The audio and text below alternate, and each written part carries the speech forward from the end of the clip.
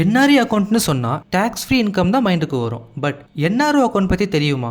NRI இன்வெஸ்டருக்கு எது best சாய்ஸாக இருக்கும்? Taxation wise எது அவங்களுக்கு பெனிஃபிஷியல்? இதை பற்றி எக்ஸ்பிளைன் பண்ண ஃபினான்ஷியல் எக்ஸ்பர்ட் மிஸ்டர் ஜிதேந்தர் நம்மளை கைட் பண்ண இருக்காரு. Jitender, over to you.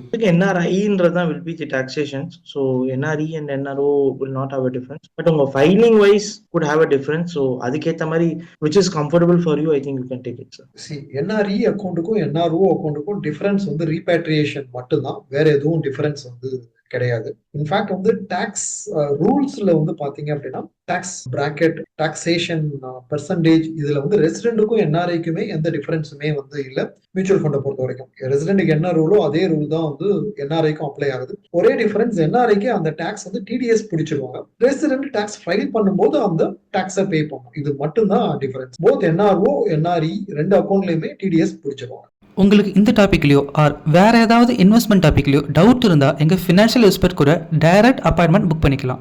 அப்பாயின்மெண்ட்கான link டிஸ்கிரிப்ஷனில் இருக்குது, செக் பண்ணிக்கோங்க. ஆல்சோ ஃபினான்ஸ் அண்ட் இன்வெஸ்ட்மெண்ட் பற்றி இன்னும் நல்லா தெரிஞ்சுக்கணும்னா எங்கள் லைவ் வெபினார் ஜாயின் பண்ணிக்கோங்க. வெபினாருக்கான லிங்க்கும் டிஸ்கிரிப்ஷனில் இருக்குது, செக் பண்ணிக்கோங்க.